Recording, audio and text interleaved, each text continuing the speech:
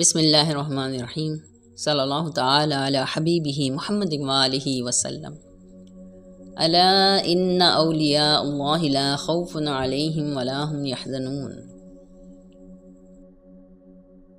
قرآن کریم میں ارشاد ہوتا ہے، بے شک مسلمان مرد اور مسلمان عورتیں اور ایمان والے اور ایمان والیاں اور فرمانبردار مرد فرمانبردار عورتیں، سچے مرد سچی عورتیں، صبر کرنے والے مرد صبر کرنے والی عورتیں اور عاجزی کرنے والے مرد عاجزی کرنے والی عورتیں، خیرات کرنے والے مرد خیرات کرنے والی عورتیں، روزے رکھنے والے مرد روزے رکھنے والی عورتیں، اپنی عصمتوں کی حفاظت کرنے والے مرد اپنی عصمتوں کی حفاظت کرنے والی عورتیں، اور اللہ کو بہت یاد کرنے والے مرد اور اللہ کو بہت یاد کرنے والی عورتیں، ان سب کے لیے اللہ تعالیٰ نے بخشش اور بڑا اجر تیار کر رکھا ہے۔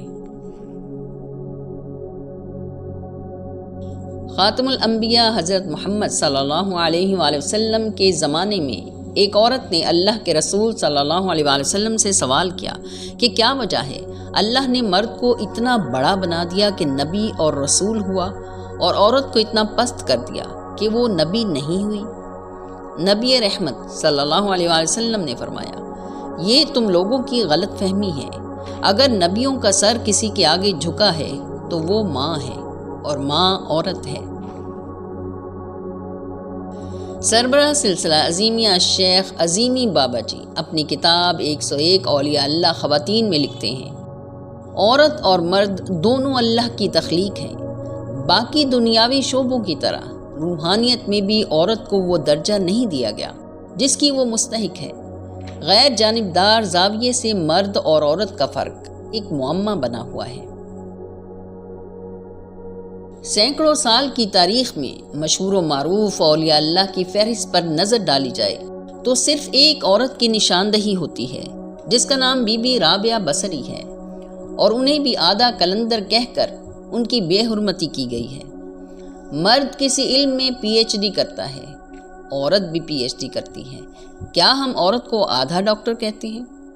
ایک عورت جہاز اڑاتی ہے، کیا ہم اسے آدھا پائلٹ کہیں گے؟ جس طرح مرد کلندری صفات کا حامل ہے، اسی طرح جب عورت میں کلندرانہ صفات متحرک ہو جاتی ہیں تو وہ بھی پوری کلندر ہے۔ حضرت بی بی رابعہ بصری کو اولیاء اللہ خواتین میں ممتاز مقام حاصل ہے۔ آپ کلندرانہ اوصاف رکھتی تھی اور مرتبہ ولایت نہایت بلند تھا۔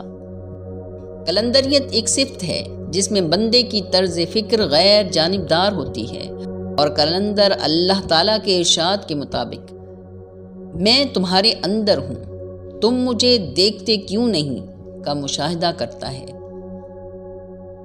خواجہ حسن بصری رحمۃ اللہ علیہ اپنی خانقاہ میں ہر ہفتے ایک بار درس دیا کرتے تھے۔ بی بی رابعہ بصری ان کے درس میں حاضر ہوتی تھیں، لیکن جس روز نہ ہوتی حضرت حسن بصری رحمۃ اللہ علیہ انتظار فرماتے تھے یا راز کی باتیں بیان نہ فرماتے تھے۔ کسی نے کہا کہ آپ ایک عورت کے لیے اتنا انتظار فرماتے ہیں اور لوگ درس سے محروم ہو جاتے ہیں؟ آپ نے فرمایا، جو شربت ہاتھیوں کے لیے تیار کیا جاتا ہے اس کو چیونٹیاں برداشت نہیں کر سکتی۔ جب بی بی رابعہ بصری کی پیدائش ہوئی تو والدین پر تنگدستی اور مالی کمزوری تھی، مگر دونوں اللہ کے نیک و صابر بندوں میں سے تھے۔ والد صاحب شیخ اسماعیل ایک رات عبادت سے فارغ ہو کر سو گئے تو سیدنا حضور علیہ الصلاۃ والسلام کی زیارت ہوئی۔ آپ نے فرمایا، تیری یہ بیٹی اندھیروں میں روشن چراغ ہے، تو جا اور حاکم وقت کو ہمارا پیغام دے کہ آج اپنے معمول کے برعکس درود و سلام کا تحفہ نہیں بھیجا، اور اس سے کہہ دے کہ 400 درہم تجھے دے دے۔ شیخ اسماعیل نے جا کر پیغام دیا تو حاکم وقت نے فوراً اس حکم کی تعمیل کی۔ وقت گزرتا رہا، حضرت بی بی رابعہ بصری کے والدین کا انتقال ہو گیا۔ جوان ہوئیں تو حضرت رابعہ بصری کو کسی نے بطور ملازمہ خرید لیا۔ ان کا مالک ایک سخت گیر شخص تھا اور آپ سے بہت کام لیتا تھا۔ آپ دن رات کام کرتی، لیکن حرف شکایت زبان پر نہ لاتی تھی۔ ایک بار کنویں سے پانی بھر کر گھر واپس آ رہی تھی کہ پیر پھسل گیا اور گر پڑی۔ سخت چوٹ کی وجہ سے ہاتھ کی ہڈی ٹوٹ گئی۔ درد کی شدت سے بے حال گھر پہنچی، کسی سے کچھ نہ کہا اور خود ہی پٹی باندھ لی۔ رات ہوئی تو معمول کے مطابق اٹھ کھڑی ہوئیں اور بارگاہ الہی میں سجدہ ریز ہو گئیں۔ رات کو کسی وقت ان کے مالک کی آنکھ کھلی اور وہ آپ کی کوٹھری کی طرف گیا۔ اس نے دیکھا کہ حضرت رابعہ بصری سجدے میں اللہ تعالیٰ کی حمد و ثنا کر رہی ہیں۔ اس نے ایک آواز سنی، اے رابعہ، ہم تم کو وہ مقام قرب عطا کریں گے جس پر مقربین ملائکہ بھی رشک کریں گے۔ بے شک تو ہمارا کلام سنے گی اور ہم سے کلام کرے گی۔ اسی وقت حضرت رابعہ بصری عالم وارفتگی میں سجدے سے اٹھیں۔ نور کی تجلی نے ان کو اپنے احاطے میں لے لیا۔ آپ نے بے خودی میں سرشار ہو کر فرمایا، یا اللہ، تیری ذات کے علاوہ کچھ نہیں چاہیے، تیرا مشاہدہ ہی میرے لیے نعمت کبریٰ ہے۔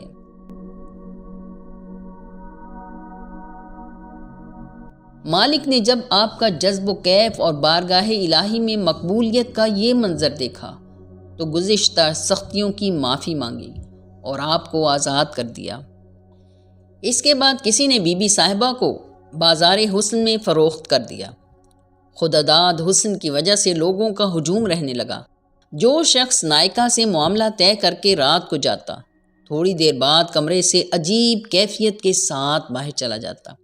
کافی دن گزر گئے تو نائکہ نے محسوس کیا کہ جو شخص ایک بار آتا ہے وہ واپس نہیں آتا۔ ایک رات اس نے چھپ کر کمرے میں جھانکا تو حیران رہ گئی کہ اندھیرے میں رابعہ بصری کا جسم نور کے مجسمے کی طرح روشن ہے۔ اس نظارے سے اس کی کیفیت غیر ہو گئی۔ صبح سویرے حضرت رابعہ کے پاس آئی اور قدموں میں گر کر معافی طلب کی اور کہا، خدا را میرا قصور معاف کر دیجئے، میں نے آپ کو نہیں پہچانا، آج سے آپ آزاد ہیں۔ تو بی بی رابعہ نے فرمایا، اری نادان، تو نے مجھے آزاد کر کے جاری فیض کو ختم کر دیا۔ آپ فرماتی ہیں، میں کبھی تنہا نہیں رہی، ہر لمحے اللہ میرے ساتھ ہوتا ہے۔ میں جلوہ خداوندی کا نظارہ کرتی ہوں اور خدا کو پہچانتی ہوں۔ اللہ تعالیٰ نے آپ کو باطنی نعمت کے ساتھ ساتھ ظاہری حسن و جمال کی دولت بھی فراوانی سے عطا کی تھی۔ بصرہ کے ایک خوبصورت نوجوان نے جب آپ کے حسن کا چرچا سنا تو ایک دن آپ کو دیکھنے کے لیے پیچھے پیچھے چلا۔ وہ آپ کے حسن سے مسحور ہو گیا۔ اس نے ارادہ کر لیا کہ آپ کے پاس جا کر اپنا حال دل بیان کرے گا اور اپنی محبت کا بھی اقرار کرے گا۔ ایک دن وہ آپ کے گھر میں داخل ہو گیا۔ حضرت رابعہ اس وقت مراقبہ میں تھی اور انوار الہی آپ پر بارش کی طرح برس رہے تھے۔ نوجوان نے کچھ کہنے کا ارادہ کیا تھا کہ آپ نے پلٹ کر اسے دیکھا۔ آپ کی نظر میں نہ جانے کیا بات تھی کہ نوجوان کے حواس ختم ہو گئے۔ حضرت رابعہ نے فرمایا، اے اللہ، تو اپنے اس بندے پر رحم فرما اور اسے قبول کر لے۔ نوجوان بے خودی کی حالت میں آپ کے گھر سے نعرے لگاتا ہوا باہر نکل گیا اور سالوں بصرہ کے گلی کوچے اس کے نعرہ بے خودی سے گونجتے رہے۔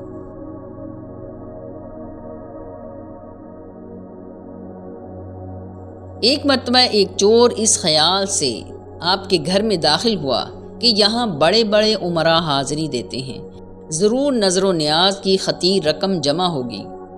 گھر کا کونا کونا دیکھنے کے بعد اسے کچھ نہ ملا تو اس نے غصے میں وہ چادر کھینچ لی جیسے حضرت رابعہ اوڑھے ہوئے تھیں۔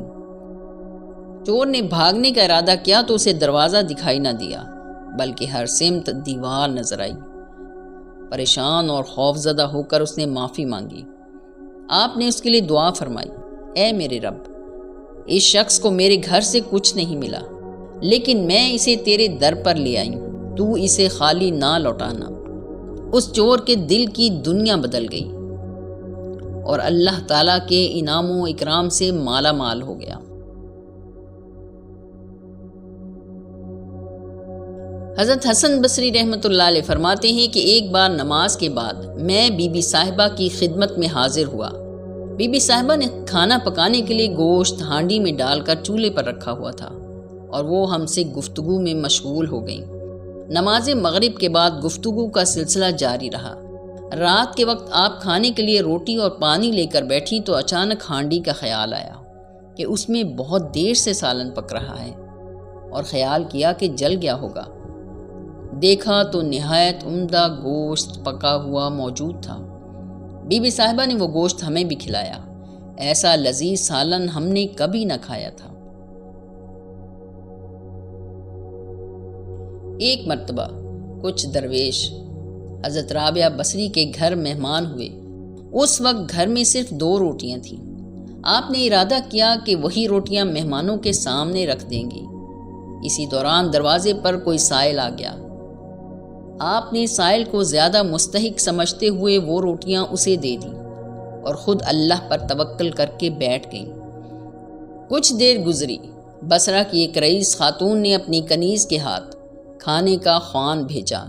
آپ نے اللہ کا شکر ادا کرتے ہوئے وہ خوان مہمانوں کے آگے رکھ دی۔ کتاب روحانی نماز میں الشیخ عظیمی بابا جی لکھتے ہیں کہ بی بی رابعہ بصری دن رات کا اکثر حصہ نماز میں گزارا کرتی تھی اور فرمایا کرتی تھی کہ بخدا اتنی نماز کے قیام سے میری غرض ثواب حاصل کرنا نہیں ہے، بلکہ یہ چند رکعتیں اس لیے ادا کر لیتی ہوں تاکہ قیامت کے دن دوسرے انبیاء کرام کے سامنے سیدنا حضور علیہ الصلاۃ والسلام یہ فرما کر سرخ رو ہوں کہ یہ نماز میری امت میں سے ایک عورت کی ہے۔ زندگی کے آخری ایام میں بی بی صاحبہ عبادت و ریاضت میں مشغول ہو گئیں۔ غذا بھی بہت کم ہو گئی تھی، زیادہ تر پانی پر گزارا کرتی تھی۔ ذوف کا یہ عالم ہو گیا کہ نماز پڑھتے ہوئے گر جاتی تھی۔ یوں لگتا تھا کہ مادی جسم محب و محبوب کے درمیان ایک پردہ بن گیا ہے۔ جب آپ زیادہ ضعیف اور بیمار ہوئیں تو عقیدت مند کثرت سے عیادت و مزاج پرسی کے لیے حاضر ہونے لگے۔ بی بی صاحبہ کی خواہش تھی کہ ان کو عام لوگوں کی طرح سپرد خاک کیا جائے اور قبر کو امتیازی اہمیت نہ دی جائے۔ ایک دن آپ طالبات کو درس دے رہی تھیں کہ اللہ تعالیٰ کی طرف سے بلاوا آ گیا۔ آپ نے اپنے شاگردوں سے فرمایا کہ باہر چلے جائیں اور خود خلوت نشین ہو کر لیٹ گئیں۔ کچھ دیر بعد آپ کی روح قفس عنصری سے آزاد ہو گئی۔ وصال کے بعد کسی نے آپ کو خواب میں دیکھا تو دریافت کیا، بی بی صاحبہ قبر میں کیا معاملہ پیش آیا؟ تو آپ نے فرمایا، جب فرشتوں نے پوچھا کہ آپ کا رب کون ہے تو میں نے کہا واپس جاؤ اور اللہ رب العزت سے کہو کہ بے شمار مخلوق میں جب آپ نے ایک ضعیف خاتون کو فراموش نہیں کیا تو میں کس طرح آپ کو بھول سکتی ہوں؟ آپ فرمایا کرتی تھیں، ایمان کامل کی دولت ان کو ملتی ہے جو اللہ کے مقرب و محبوب ہوتے ہیں۔ اللہ پر توکل کرنے والا کبھی مسائل کا شکار نہیں ہوتا۔ جہنم کے خوف اور جنت کی طلب سے بے نیاز ہو کر عبادت کرنے سے انسان مقام محمود پر پہنچ سکتا ہے۔ اللہ تعالی ہم سب کو اپنے پیاروں کا ذکر کرنے اور سننے کی توفیق عطا فرمائے۔ آمین یا رب العالمین، آمین۔